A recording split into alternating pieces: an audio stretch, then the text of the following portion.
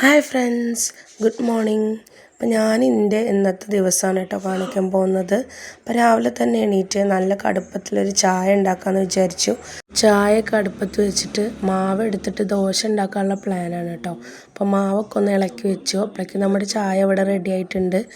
ചായ ഗ്ലാസ്സിലേക്ക് ഒഴിച്ചു കേട്ടോ. അപ്പോൾ പണികൾ എടുക്കുന്ന കൂട്ടത്തിൽ ഞാനങ്ങനെ ചായ കുടിക്കും കേട്ടോ. അപ്പോൾ ദോശയ്ക്ക് ഇന്ന് ചെറുപയർ കറിയാണ്. ഞാൻ ഇന്നലെ വേവിച്ച് വെച്ചതാണ് കേട്ടോ. അപ്പോൾ ഞാനത് ഉള്ളിയൊക്കെ മൂപ്പിച്ച് അതിലേക്ക് കൊട്ടി ഉപ്പൊക്കെ ഇട്ടിട്ട് സെറ്റാക്കി എടുക്കുകയാണ് കേട്ടോ. എന്നിട്ട് ഇതാ ഇപ്പുറത്തെ അടുപ്പത്ത് തന്നെ ദോശ ഉണ്ടാക്കുന്നുണ്ട്. ആദ്യം തന്നെ ഇച്ചുക്കുട്ടനാണ് കേട്ടോ ദോശ ഉണ്ടാക്കുന്നത്. നെയ്യൊക്കെ ഇട്ടിട്ടാണ് കേട്ടോ ഞാൻ അവന് ദോശ ഉണ്ടാക്കുക. അങ്ങനെ ഒരുവിധം ദോശയൊക്കെ ഉണ്ടാക്കി കഴിഞ്ഞിട്ട് ഇതാ ഞാൻ പല്ലൊക്കെ തേച്ചിട്ട് ചായ കുടിക്കാനിരിക്കുകയാണ് കേട്ടോ.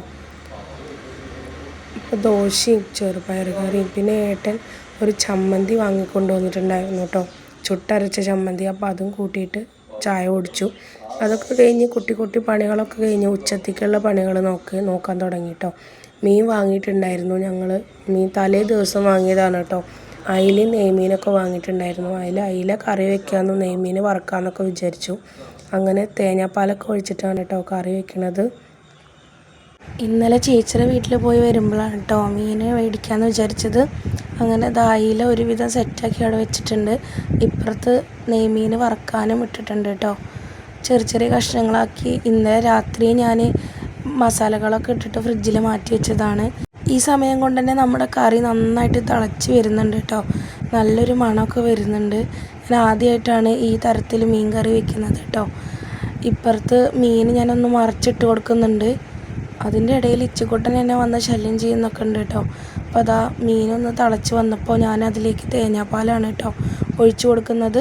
അപ്പോൾ മീൻ കറി ആയിട്ടുണ്ട്. അപ്പോൾ ഞാൻ ഓഫ് ചെയ്തിട്ട് കുറച്ച് വെളിച്ചെണ്ണയും 2 തണ്ട് കറിവേപ്പില ഇട്ട് കൊടുത്തു കേട്ടോ. ഇനി അടുത്തത് ഓംലെറ്റ് ഉണ്ടാക്കാൻ പോവുകയാണ് കേട്ടോ. അപ്പോൾ 2 മുട്ട എടുത്തിട്ടാണ് കേട്ടോ ഉണ്ടാക്കുന്നത്.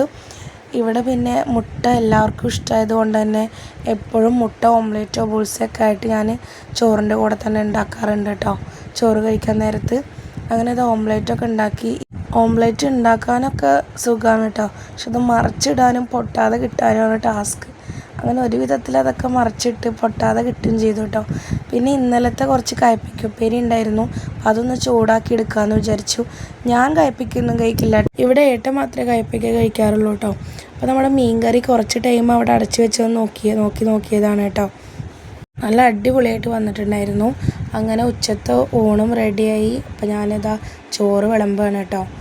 ചോറും ഏട്ടനാണ് കേട്ടോ വിളമ്പുന്നത്. ചോറ്, നല്ല കയ്പ്പയ്ക്ക ഉപ്പേരി, മീൻ വറുത്തത്, പിന്നെ രാവിലെ ഞാൻ ഉണ്ടാക്കിയതാണ് കേട്ടോ ദോശയ്ക്ക് ചെറുപയർ മുട്ട നല്ല മീൻ കറിയൊക്കെ കൂട്ടിയിട്ട് ചോറ് വിളമ്പി കേട്ടോ. നല്ല ചൂടുള്ള ചോറിൻ്റെ ഒപ്പം മീൻ കറിയും ഒക്കെ കൂട്ടി കഴിക്കാൻ നല്ല ടേസ്റ്റായിരുന്നു.